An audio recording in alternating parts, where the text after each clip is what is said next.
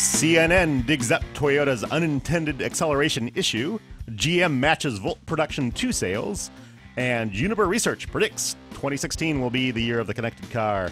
This is Car Tech Live for March 15th, 2012, our 255th show. I am Wayne Cunningham in the studio with Antoine Goodwin and Mitch Chang on the controls here. Brian Cooley isn't here yet again. Don't fret, though. He will be back sometime. I think in April he plans on coming back. He was pretty busy this month, though. Yeah, I think he's actually afraid of the cars we have in our garage right now.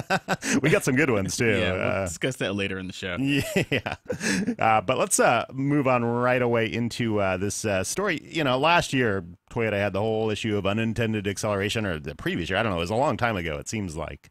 And people were saying, oh, these cars are just taking off randomly, like a Toyota Prius apparently took off away from somebody, and they had trouble keeping control, and it was racing down the freeway out of control. Well, that issue was sort of laid to rest by a National Highway Transportation Safety investigation and Toyota's own engineers.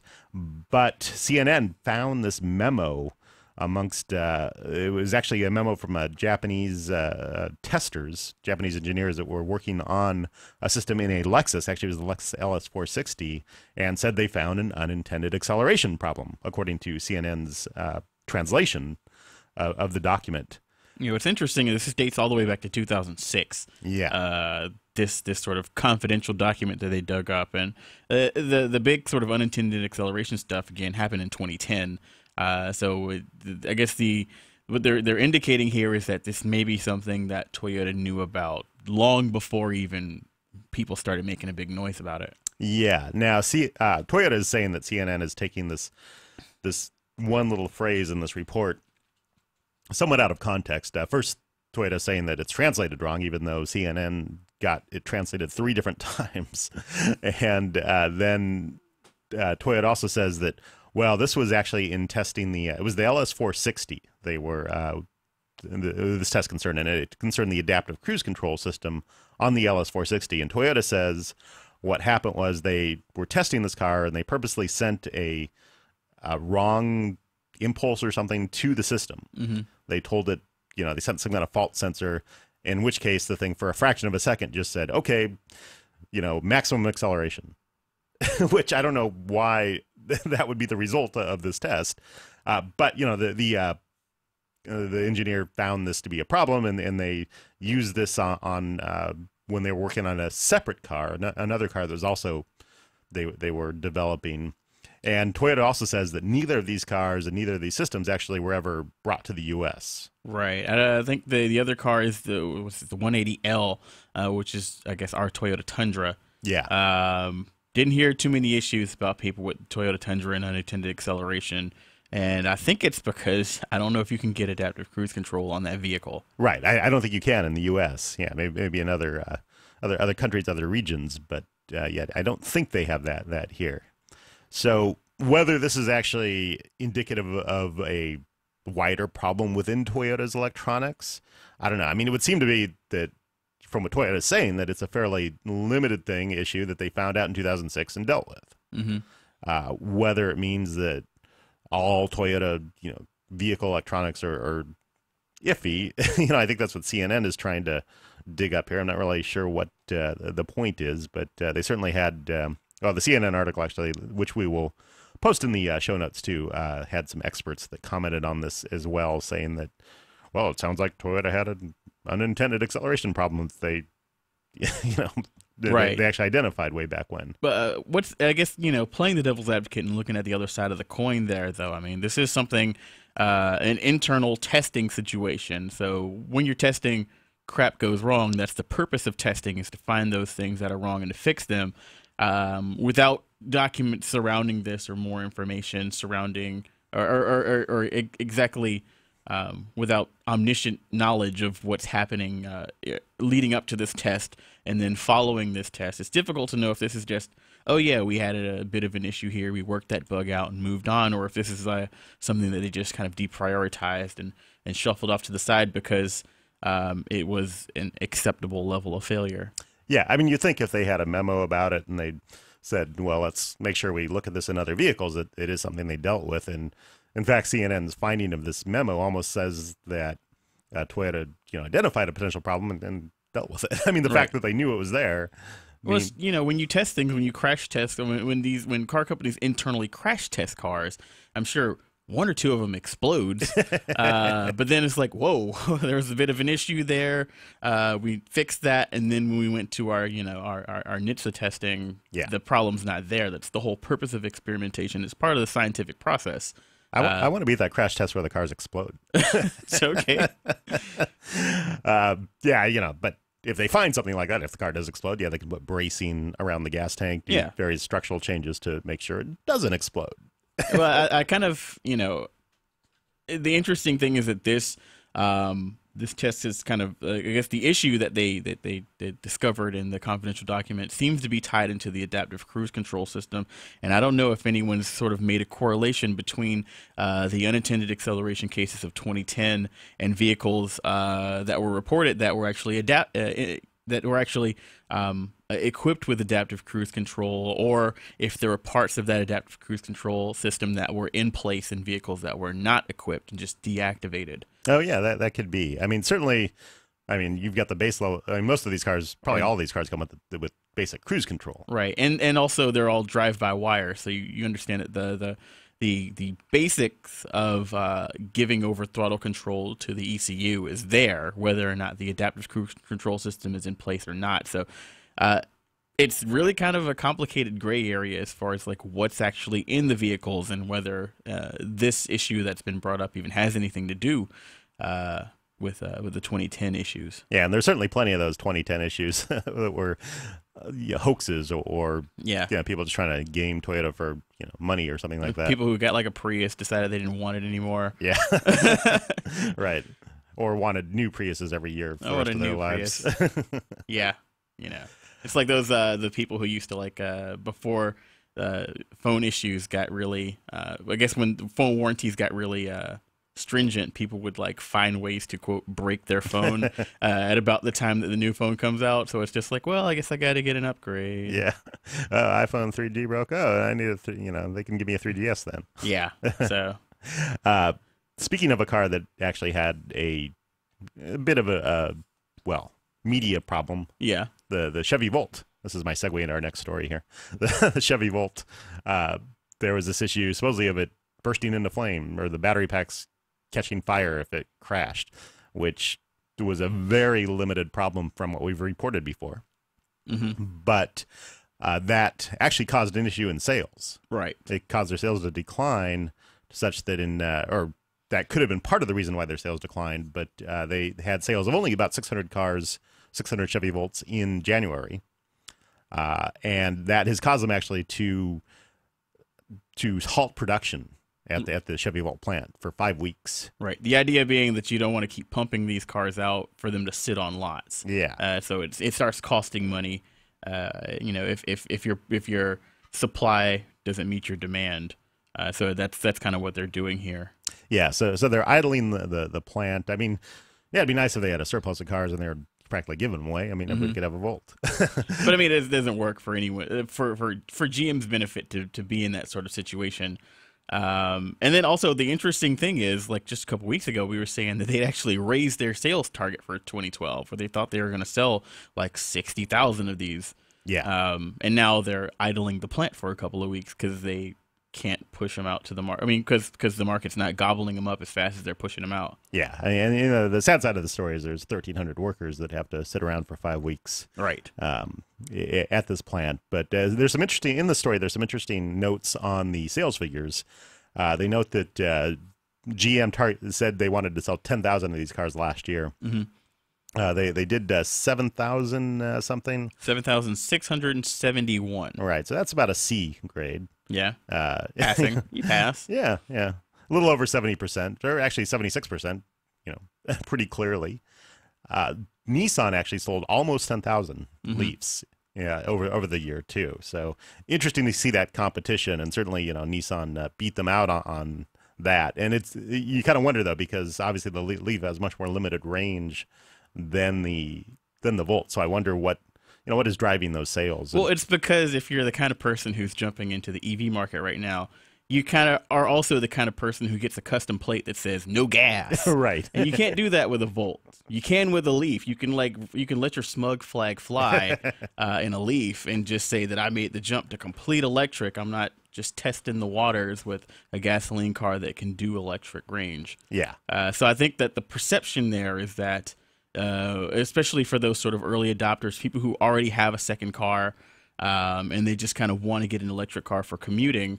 The Volt's more of a, I don't have a car, I want to buy the greenest car I can get. Yeah. The Leaf's like, well, we got an SUV already for road trips, but then we'll get the Leaf to drive around town. And I think that most sort of early adopter EV drivers fit into that mold, where they're just like, oh, I just kind of want an electric car so that I can out smug and out green my neighbor, celebrities, that sort of thing. Yeah, that totally makes sense. And with the Volt, you get sort of the half adopt, not exactly a full on early adopter, not a full on green. You get the sort of half green effect, and there's probably fewer of those people that are ready to.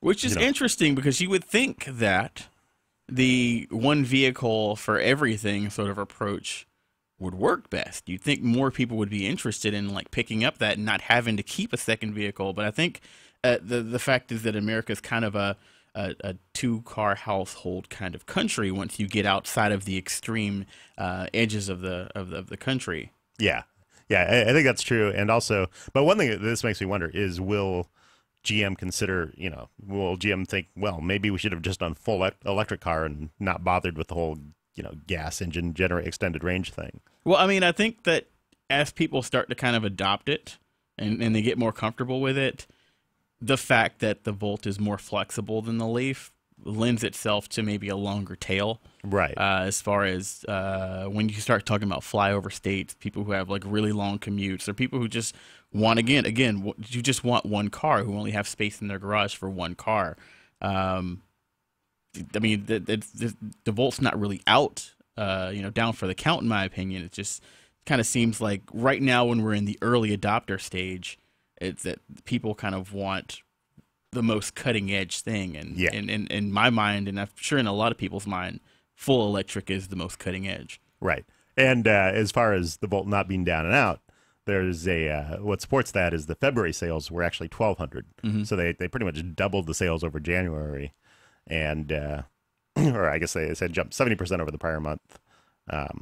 So yeah, we'll follow the Volt sales coming up through the next through the year to see if they are going to meet their sales targets. I mean, I think it's a good thing that they're actually not pumping too many out on the market, because that's the kind of thing they did in the past, and end up with a lot of cars just sitting in lots. They end up sitting on the lots, and you end up with these like ridiculous sales Yeah. that are good for the consumer, but not good for GM's bottom line, and not good for, I think, the EV market. When you start looking at, when investors start looking at, well, you have X number of Volts and they're just sitting around.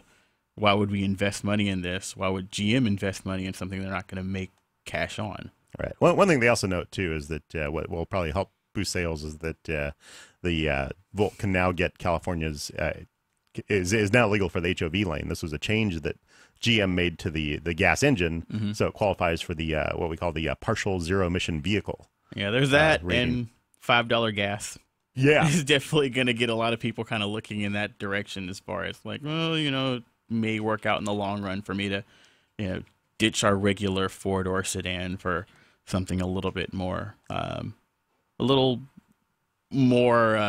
but a little less Prius-y. Yeah, I mean that could definitely drive it too. That'd be interesting to see and I wonder about this too, as more people say their neighbors have a Volt, and their neighbors sitting there going like, oh yeah, I filled it up once this month, and the neighbor's like, oh no, okay, well that's a pretty good deal. So the neighbor effect is actually, it's interesting that you bring that up, where it's you read in magazines and this car exists, but for a lot of people, seeing them around town is really the kind of thing that gets you sort of looking at it. Yeah. You start seeing it, or you see one, and then all of a sudden you start seeing them everywhere, and that sort of thing kind of makes the vehicle real in people's mind. I think for a number of people in the United States, the Volt's one of those concept cars where you're just like, yeah, are they ever actually going to make it? Right.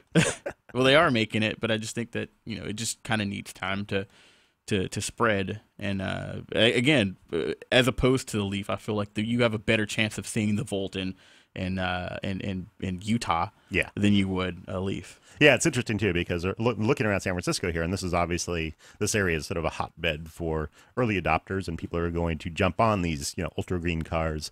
I certainly see a lot more Leafs around, especially in the last couple of months. I've seen a surprising amount of Leafs just roaming the roads around San Francisco, and barely any Volts. I've been seeing a couple of Volts. Yeah, but they're mostly around automotive events. Oh, yeah. Usually a journalist is driving it. Right. Yeah, testing out another one. Well, let's move on to the issue of the connected car, which is a big area in car technology, an area with that obviously we focus a lot of time and in covering. And there's a new report by this company, Juniper Research, does a lot of analysis of consumer trends, things like that, and they are predicting almost 100 million connected cars on the road by 2016. That's a lot of cars. Yeah, what they're saying is actually about 92 million vehicles will have internet connectivity in 2016, and so that's 4 years from now. Where are they drawing the line for internet connectivity? Would something like OnStar count? I guess it depends on if it's actually drawing in data. What they're saying is actually going to drive most of this these numbers is the connected phones, or in-vehicle systems that are driven by the data connections in your smartphone. This is like the Toyota Entune system. This is like some of the other systems that are starting to come out there, like Ford's AppLink. And I could see that because that's really the easy and cheap way to get connectivity into a car. It absolutely makes sense to me that this would be the way it happens. Right. Yeah, because the smartphone market is pretty much booming. Yeah. I think anybody who's buying a new phone now is probably buying something with some sort of smartphone internet connectivity. And automakers giving people an option for that only makes sense. Yeah, when they build integration into the dashboard. And, you have other things like Audi doing their built-in connected car. Their built-in 3G connection into the Audi, the A8, 6, 7, and 8 initially, and eventually the 3. Yeah, we've seen it in the A3, and it'll obviously come to the A4 and the A5 too. That kind of thing. I think a lot of car companies will put in these dedicated connections like that. The problem there is, of course, they won't happen until the next upgrade to that car, and we obviously know that happens pretty slowly. Whereas car electronics are actually starting to cycle a little faster. Right. And also when you get in the the cars that most of us drive, the economy cars, the under $30,000 cars, it's much more likely you're going to get a head unit that can work with your smartphone as opposed to a dedicated 3G or 4G connection in that car. Right.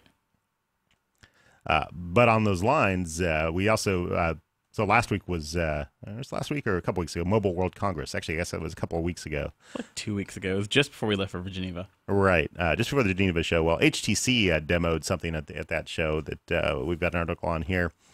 It's one of their phones that when you dock it, it automatically goes into this car mode.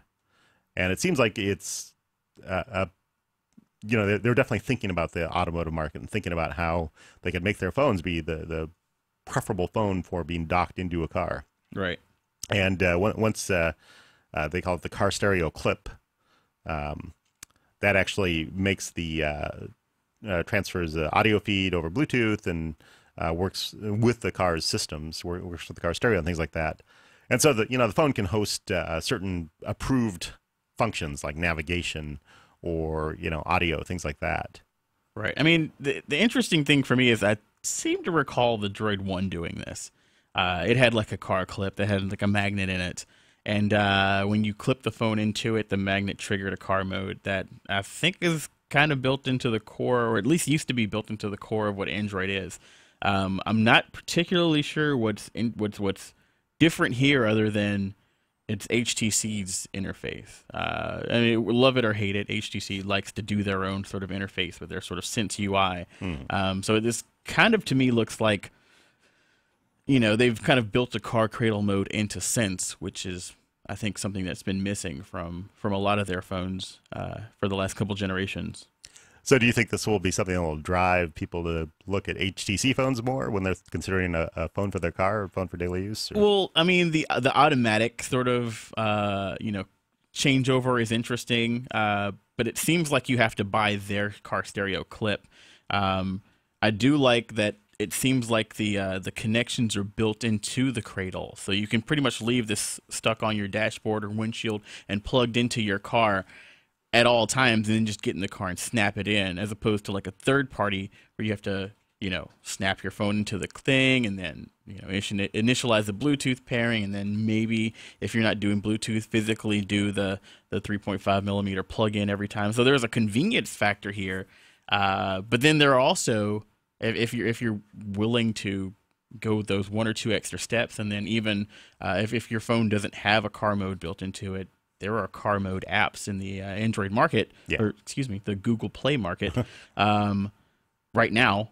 And I mean, you could do this by yourself. But I guess that's sort of the thing about Android, is that pretty much anything that any OEM wants to, tout as a feature, you can probably do yourself with a little bit of know-how. But yeah, I'm all for locking people out of things that would be considered distracting while driving, and making the things that you actually want to do while driving easier. Yeah. It'll be interesting to see, when this comes out. I guess we'll have to try to give it a test once they make this available. But I would assume this would count towards Juniper Research's 100 million internet connections in cars, or 92 million. Anyway, one thing that will definitely count in that favor is Sprint actually signed a deal. They just announced it. They didn't announce much beyond they signed this deal, but they signed this deal to become the wireless engine in Chrysler Group's UConnect program. So Chrysler calls all their telematics, all their in-vehicle entertainment systems, information systems, UConnect. And they don't differentiate between them either. It's just UConnect. Yeah. What does that mean? It means you got Bluetooth, or maybe you got nav, or maybe you've got some internet connectivity, or maybe there's an AutoNet router in your car. We don't know. It's all UConnect. Right. It's not one feature. It's just a big bunch of stuff. It's a huge umbrella that's extremely confusing for me. But this is kind of cool, though, that Sprint, they've signed this deal with Sprint, because, that's kind of huge to actually have a, telecom provider like this on board. So that definitely means there's going to be some kind of dedicated connection built into the cars, at least at some option level, or some, Well, I mean, they'd have to. I mean, even Hyundai has Blue and what is it? What is their Blue Link? Yeah, yes. I was almost said Blue and Me. But even Hyundai's got telematics now, and I mean, I kind of feel bad saying even Hyundai, like they're a pretty cutting edge company now. Yeah. But it seems like everybody's kind of getting on board with some sort of in-car telematics. You don't really have to do anything but buy the car and you're going.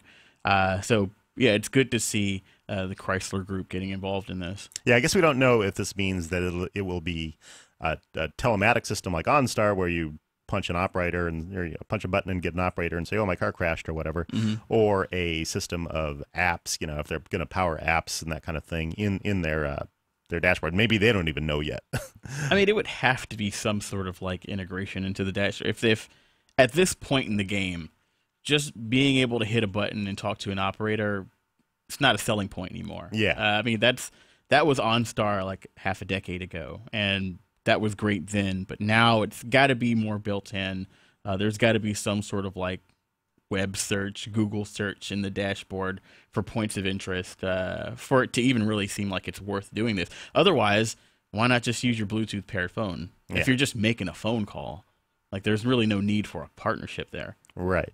Well, on the other side of the issue here, Verizon is actually debuting a new telematics practice, they're calling it.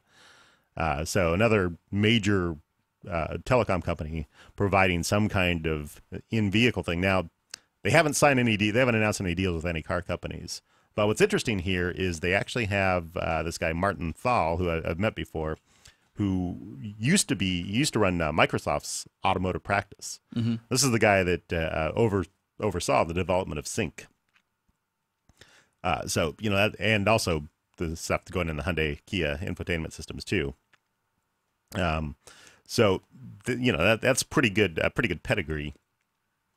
And he's he's got a lot of connections with the automakers, and he's going over to Verizon and heading up a new, in-vehicle telematics practice. Mm-hmm. And I guess they're, let's see, what are they talking about here? One of his quote here, he mentions their 4G LTE cloud analytics capabilities. He's talking about what they can do. So, he's touting, Verizon's 4G LTE as being a good base or good data pipe for, their telematics. Right. And we should mention that telematics can mean pretty much any connected aspect to a car. Yeah. And I mean, even though like a lot of car stuff that you do in the car is kind of low bandwidth. You're searching for points of interest, you're getting weather updates, that sort of thing. But I mean, any sort of like jump in speed, if it takes you 1 second to download a traffic update on 3G and it takes you half a second on 4G, I mean, that's half a second less that you spend looking at the dashboard, waiting for something to load, and another half second you can spend looking at a car where you're doing like 70 miles per hour. That's a couple hundred feet of asphalt that you can spend looking up. So the faster the connection in the car, the better, I think. Yeah, waiting for things to update, or if you have a list of trying to think of some of the stuff that showed up in when we were testing the Toyota Entune system. Mm-hmm. Well, just like doing something like a Bing search for the nearest gas station. Yeah. Or I mean, you probably wouldn't want to do this while you're rolling, but in the Entune, you can look up movie times and purchase tickets on the movies.com, or like set a reservation through OpenTable. So if you're parked on the side of the road, which you probably should be if you're doing a lot of button pushing, being able to make that table reservation a couple of seconds faster means that you can get on the road faster. Yeah. Spend less time sitting in the car idling, less fuel wasted, all that sort of thing. Right. It's also frustrating to sit there waiting for a screen to load in your car when like on your cell phone or at home on your computer, it'll load a lot faster. Right. I mean, the interesting thing about the Intune system is it's powered by your phone. So I did it on a 4G phone, and it was pretty quick. Yeah. I don't really have much experience using it with an iPhone with a 3G connection, but I mean, I could, I'd imagine that it would still be pretty quick, but if you can be blazing quick, sure, why not? Yeah, I found myself using the 3G phone waiting for Bing results to come up, waiting a significant amount of time too, which was a little annoying, and I thought that might be a killer for the system, that if it doesn't really update fast enough, and it might have been maybe it was more of an iPhone issue as opposed to Android. Maybe Android powers it better. Maybe it works better with Android. Yeah, when they demonstrated the Intune system for us at the Camry launch last year, all of the cars had Droid X's in them. Yeah. So I'm thinking like, yeah, they probably well, maybe they just didn't want to put iPhones in all the cars, because it does look a lot cooler when you can go like, and then you got the system here, and then you just toss the phone in a cup holder. Yeah. With an iPhone, you'd have to be plugged up to USB, and there'd be like a cable, and it's not as sexy, quote unquote, for like a press demo. So maybe that's the reason why. But yeah, the wireless interaction with the phone in the car is much neater. It seems to me at some point the Bluetooth connection is going to be a bottleneck for that speed. So getting back to Verizon here, I'm thinking they're probably talking about embedded sort of things that are actually going to be in the vehicle themselves, because I think 4G is way faster than that sort of Bluetooth pipe can possibly be. So yeah, and personally, I think the having the connection built into the car it's obviously a much more solid way to go. I don't know. It's certainly, I think it's a better connection generally. Running it through a phone is sort of a kludge. Yeah, well, I like that that the different solutions exist. Yeah. I mean, personally, I kind of enjoy and I prefer being able to run things through the phone. The interesting thing about Intune is that app's on your phone, so you can start the navigation process before you even get in the car. You can start the OpenTable destination search from the Intune app before, while you're walking to your car. Yeah. And then just hop in and start moving. It's something that's embedded in the vehicle maybe wouldn't be as seamless there. That's true. I mean, so pros and cons to both sides. Yeah, there's definitely different ways of doing it, and I think at least currently with the prices and all that if you have, say, a Toyota Yaris, the phone integration solution is actually probably more likely than having a whole chipset. And yeah, if you've got a Toyota Yaris, the suction cup on the windshield solution is probably the best one for you. Yeah, most likely. But we'll be looking forward to seeing what is going to come out of this Verizon practice. If we'll see some new car makers announce 4G connections into the car, because that'll be exciting. We haven't actually seen 4G connection into a car just yet. But following on our whole connected car talk here, news stories here, which we have a bunch of them this week. BMW, this is just a little small note here. BMW announced adding to their whole app interconnectivity, they're adding Stitcher. Now they've had Pandora, Mog, Facebook, Twitter. I don't think they've got anything else in those apps yet. Yeah, they've got that weird mini Connect thing. Oh, right, yeah. But Stitcher being like I like to think of it as like the streaming podcast, but apparently I guess they like to say radio shows. Yeah. But yeah, it basically allows you to stream a curated collection of like 5,000 podcasts. Right. Which I'd assume would have us on there too. I don't know. I think so. I haven't looked at it in a while. But I bet we're on there. Well, I think you can choose. I'm sure we are on there. Well, they said access to over 5,000 radio shows, so maybe we didn't make the cut. Well, I mean, the thing is, if the podcast company, I think if you have a podcast and you want to be on Stitcher, I think it's it's a curated list, so you have to send them a special feed. You can't just punch in an RSS feed into Stitcher and go like, yeah, I want that. Unless things have changed. Again, it's been I hate to admit it, but it's been about a year since I've used Stitcher, so maybe things have changed. But I think they've got a lot of the big shows on there.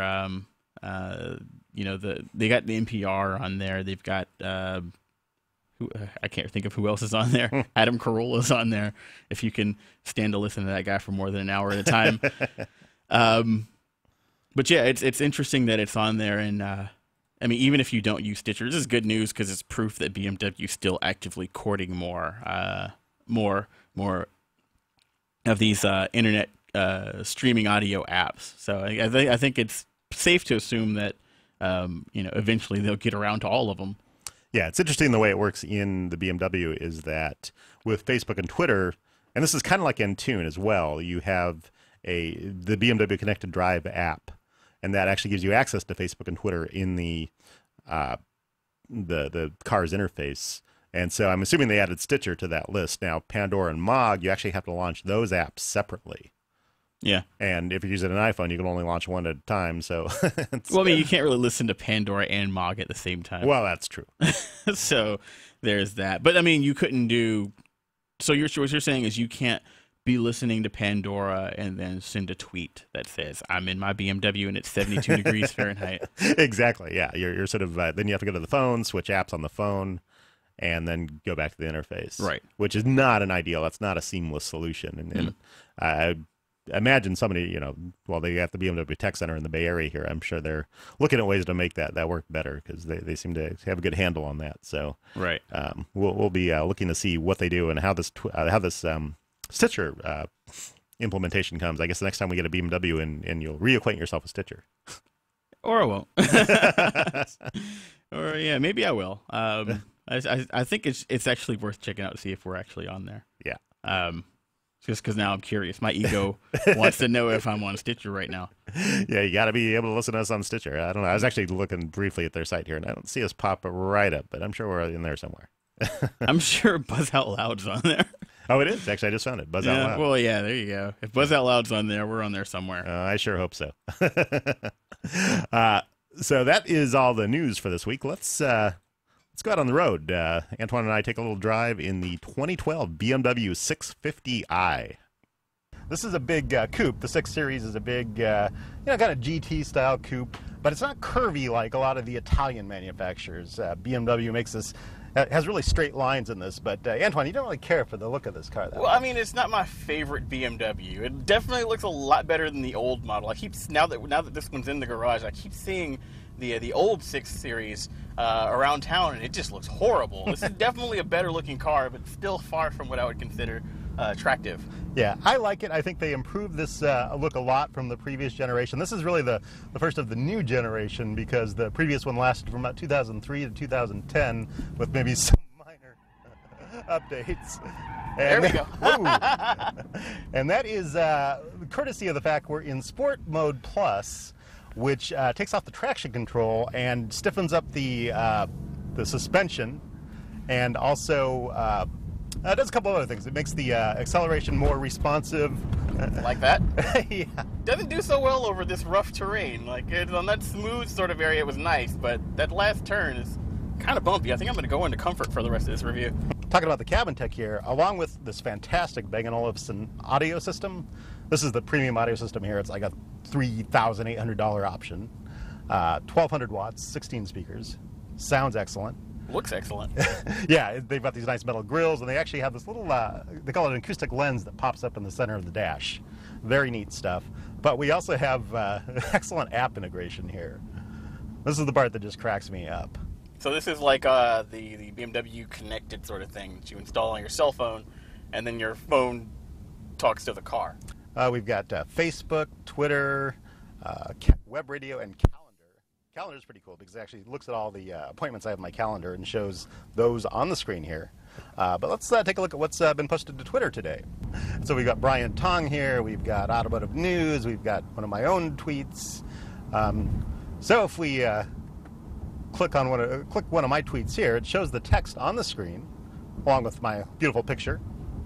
And then if I put the cursor over this read out item here, we get this. Wonderful time out driving in the big BMW 650i yesterday. That car handles rain-soaked roads well. What do you think of the car reading out Twitter updates? The thing about the Twitter function is it's cool for the person sitting in the passenger seat, but it makes you go through so many steps to get to the reading out of the feed that by the time you get there, you've already kind of read it twice. That's true. It's you have to go into the menu, you have to go to Twitter, and then you have to scroll through the Twitter feed to find the tweet that you want it to read. It's only 140 characters. By the time you hit the button for read, you could have read it already. Right, you can glance at it and see it. Of course, if they follow NHTSA's new guidelines about car in entertainment systems or car in-vehicle information systems, is they point out they only want, they're recommending only 30 characters. Yeah. Of text visible at any time. At any time. Yeah. Period. Right, and they don't want scrolling text either. Yeah, that's, I don't know. It's a cool feature. And I will say this. The part of Twitter integration that I think is actually useful is the integration with the navigation. So when you punch in a destination, so you're leaving work, you're headed home, you can tell it to tweet your ETA. So it can say, I'm leaving work now, I'm expecting to arrive, or wherever you're going, at In-N-Out Burger in 45 minutes.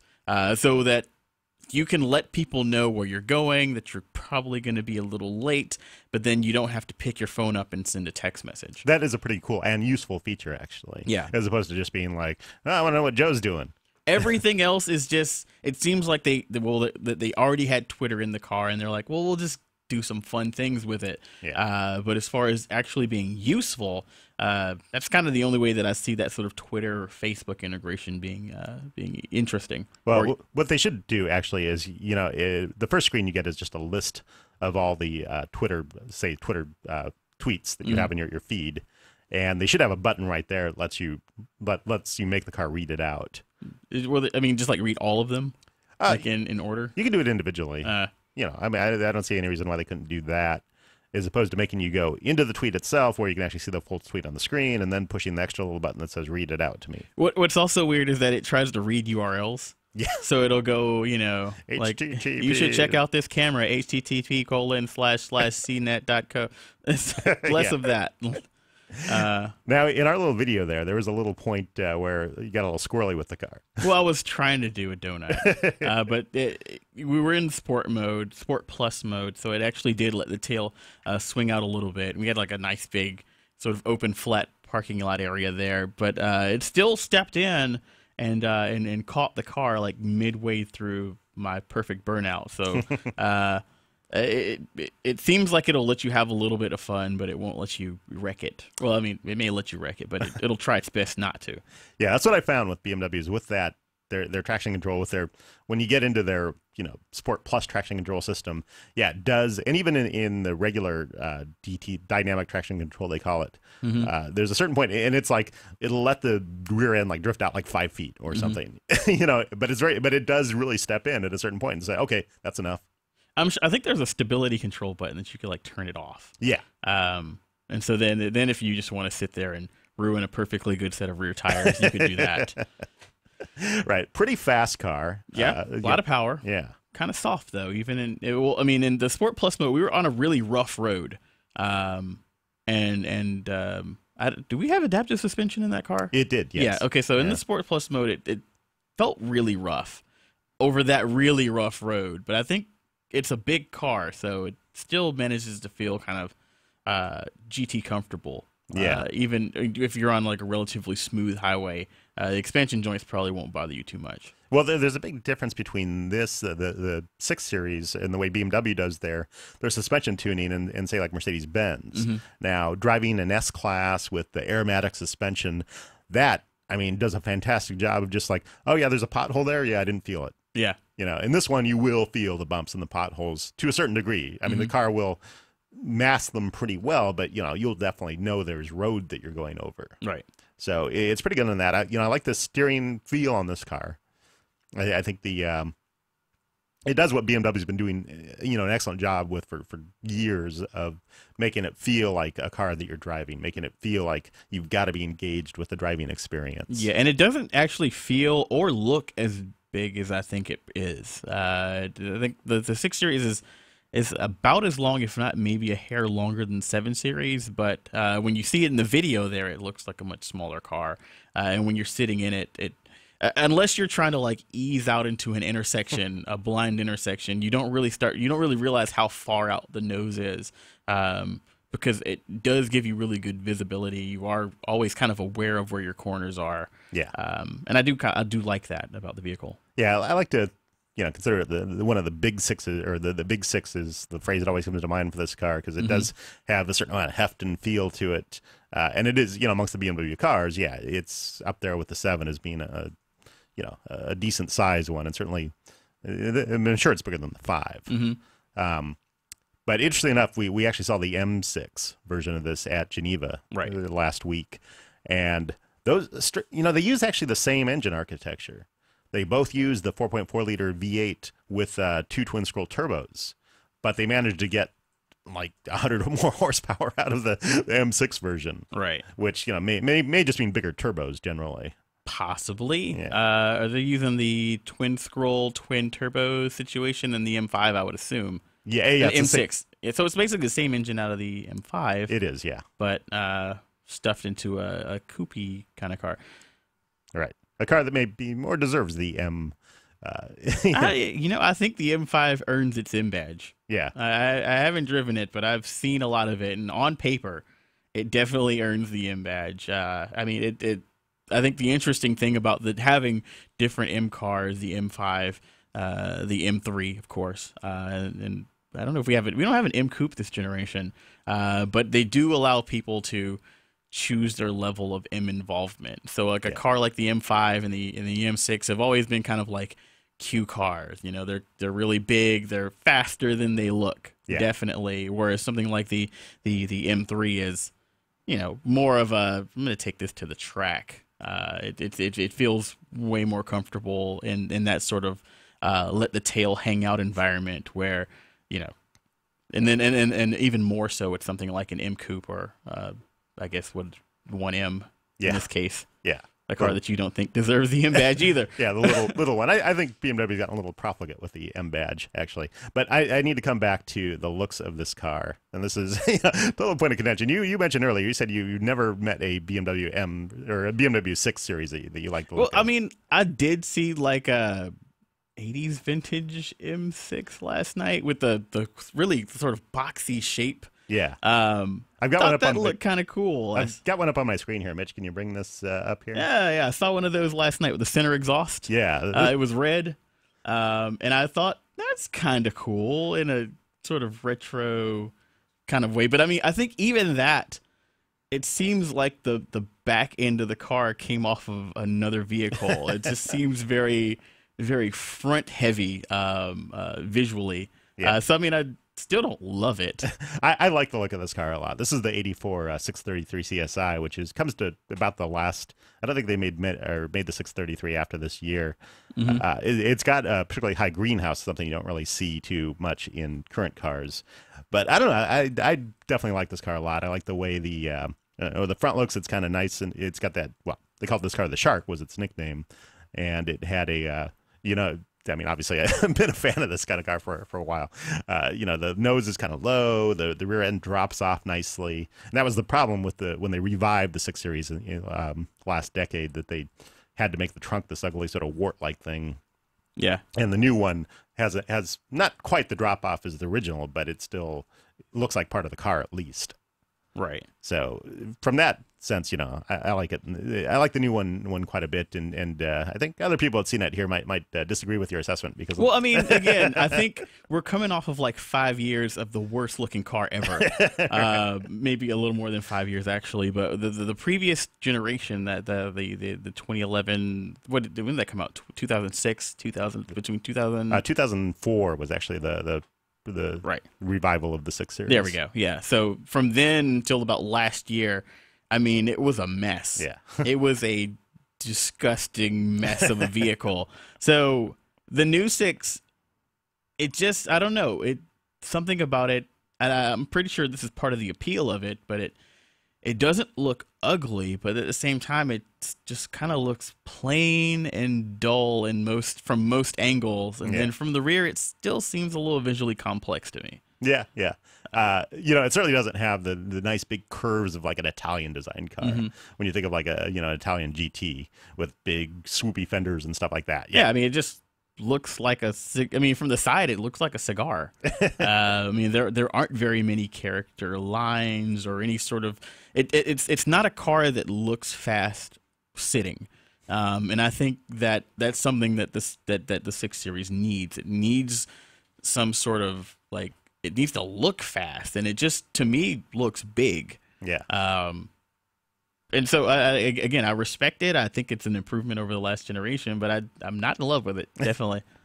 Well, I respect how you bolstered your opinion here, but I still love it. I still like the looks of it. And it's time, actually, to take a look at what is currently in our garage. We've got the Jaguar XK RS, which is actually much.